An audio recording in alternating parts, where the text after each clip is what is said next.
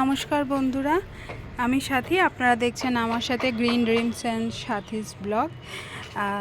চলে এসেছি আজকে আরেকটা নতুন আপডেট নিয়ে। সেটা হচ্ছে যে চন্দ্রমল্লিকা গাছ, মানে যেগুলো জায়েন্ট চন্দ্রমল্লিকা, সেগুলো এবার ফাইনাল পটিং করার সময় এসে গেছে। কারণ এরপর থেকে বৃষ্টি থেমে গেছে এবং শিশির পড়া শুরু হবে। শিশির পড়ার সাথে সাথে গাছগুলোকে আমাদেরকে শেডের বাইরে নিয়ে আসতে হবে।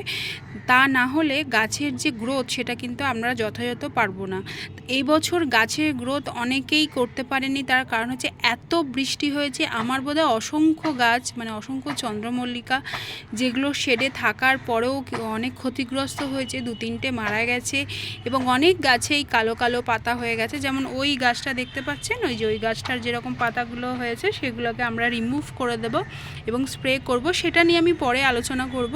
কিন্তু এখন যেটা আমি দেখাতে চলেছি, যে মাটিটা তৈরি করছি, ফাইনাল পটিংয়ের মাটিটা, আমি বলে রাখি, মাটিটাতে এই কিছু মাটিটাতে আমি গোবর সার মিশিয়ে আমি রেখে দিয়েছিলাম বেশ 1-2 মাস ধরে।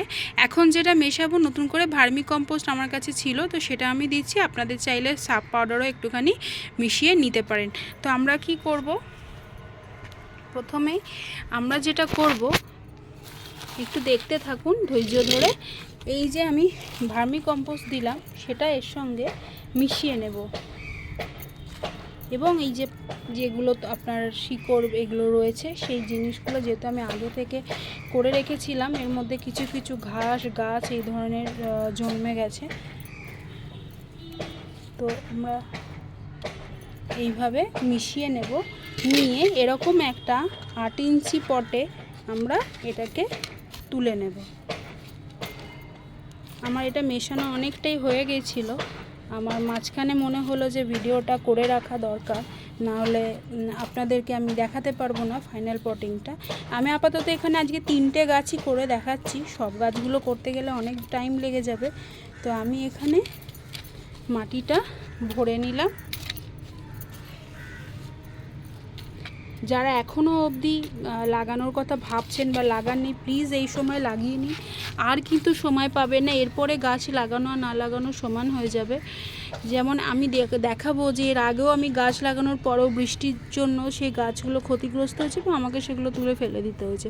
কারণ ওরকম খাপছাড়া গাছ নিয়ে তো কোনো মানে কোনো কাজের নয় অ্যাকচুয়ালি। তো এটা আমার হয়ে গেল, এটা একটা হয়ে গেছে। 2টো টব আমি রেডি করলাম, একটা আগেই করেছি আর একটাও তাই। আমি এইভাবে একটু হাতে বেছে নেবেন। আমাদের কাছে ওই অনেকেই, আপনারা যারা পারেন, যারা চালুনি দিয়ে বেছে রাখতে, সেটা প্রথম দিকে করতে পারলে খুবই ভালো হয়। কিন্তু এই মুহূর্তে আমি খুব সহজভাবে বাগান করার বিশ্বাসী, কারণ আমাদের যারা গৃহবধূ, যাদের সন্তান আছে, তাদের পক্ষে সম্ভবই নয় প্রত্যেকটা মাটি, মানে বাগানে আমরা প্রচুর গাছ লাগাই, সেই চেলে রাখা। এবং এটা হয়তো শুনতে হয়তো খারাপ লাগছে, কিন্তু এটা কিন্তু ধ্রুব বাস্তব। এইগুলো ভেবেই অনেকে বাগান করতে শুরু করেন। আমি বলবো, যেরকম অবস্থায় আছেন, যেরকম মাটি পাচ্ছেন, সেটা মোটামুটি একটা বেছে নিয়ে তার মধ্যে গোবর সার, কিচেন কম্পোস্ট যা পাচ্ছেন সেটাই একটু দিয়ে আপনারা শুরু করে দিন। কারণ মানে বাগান বেশি কিছু ভাবলে দেখবেন যে না বাবা এত কিছু করতে হবে, করব না, পারবো না, এই জিনিসটা চলে আসে। কিন্তু আমি বলবো খুব সহজভাবে শুরু করে দিন। আমি খুব সহজভাবে বাগান করি এবং আমি বেশি ভীষণ খাবার দেওয়া বা প্রচণ্ড মানে যত্নের সেরা যত্ন করে আমি দেখাচ্ছি এরকম কিন্তু নয়। আমার ভিডিও ফলো করলে দেখতে পাবেন আমার কিন্তু তাতে গাছ খুব খারাপ হয়নি। হ্যাঁ, আপনি বলবেন যে 5,000 4,000 ফুল, 5,000 4,000 ফুল পেতে গেলে আপনাকে সেরকম 10,000 টাকার খাবার সেটাকে দিতে হবে যদি কম্পিটিশনে যান। যে আপনারা তো কম্পিটিশনে যাচ্ছি না, আমরা জাস্ট আমাদের বাগানটাকে সুন্দর করার জন্য। তো যাই হোক, অনেক জ্ঞান দিলাম। এবার আমি দেখাই, এখানে মাঝখানটা আমি হোল করে নেব। এই মাঝখানটা আমি হোল করে নিলে, এটা আমার কাছে 10 ইঞ্চি টব ছিল, বাকি দুটো 8 ইঞ্চি করে রয়েছে।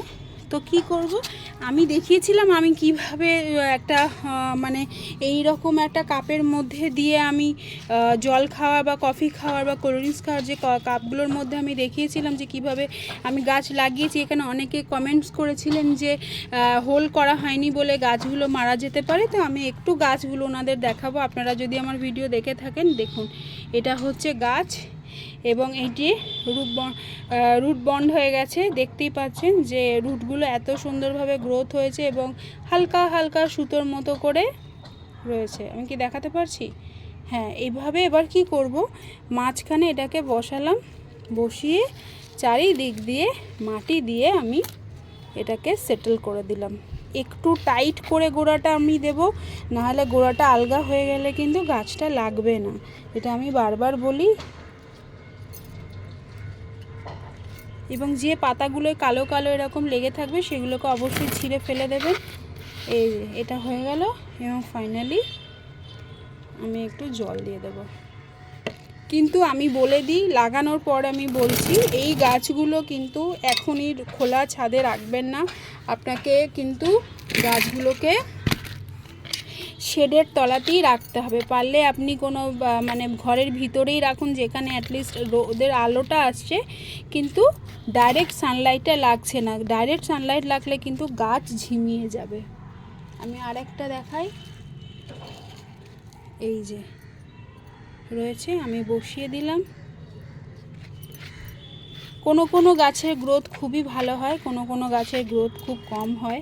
এটা খুব স্বাভাবিক, আমরা যারা বাগান করি তারা জানি এই কথাটা।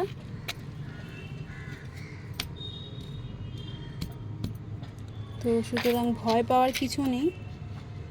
হয়তো হতে পারে আমাদের কিছু চারা হয়তো প্রথম দিকে যখন নতুন নতুন হই তখন আমাদের কিছু চারা নষ্ট হয়ে যায়, কিন্তু ফাইনালি কিন্তু জিনিসটা আবার যেমন আমরা যেরকম চাইছি, একটা দুটো হয়তো নষ্ট হতে পারে বা 4-5টা অবধি নষ্ট হতে পারে, সব নষ্ট হয়ে যাবে না। কারণ নতুন হাতে অনেক সময় হয়। আমার তো প্রথম যখন বাগান করেছি তখন আমার হাতে 10 থেকে 15টা নষ্ট হয়ে গেছিলো। দেখুন গাছগুলো কত হেলদি আছে। সরি, আমার ক্যামেরাটা ঢাকা পড়ে গেছিলো। তো এই যে দেখুন, প্রতিস্থাপন হয়ে গেল। আমি একটু কি করব, খোল মেশানো জল, আমি এখানে আমার এই জলটাতে খোল মেশানো আছে, আমি সেটা নিয়ে একটু করে দিয়ে দিলাম। তো অবশ্যই শেডের তলায় রাখতে হবে। দেখুন, শেডের তলায় না রাখলে কিন্তু এই গাছকে বাঁচানো যাবে না। তো আশা করি আপনাদের কোনো জায়গায় বুঝতে অসুবিধা হয়নি। যদি কোনো কোয়ারিজ থাকে তাহলে অবশ্যই কমেন্ট সেকশনে জানান। আমি নিশ্চয়ই আমার ক্ষমতা অনুযায়ী আমি সেগুলো রিপ্লাই করব। আশা করছি আপনাদের বাগানি বন্ধুদের সঙ্গে ভিডিওটা শেয়ার করবেন, পাশে থাকুন, লাইক করুন, আর অবশ্যই চ্যানেলটা সাবস্ক্রাইব করুন। দেখা হচ্ছে নেক্সট ভিডিওতে, যে পরবর্তী আপডেট আমি দেব যে কিভাবে আমি গাছের পরবর্তী পরিচর্যাগুলো করছি। নমস্কার।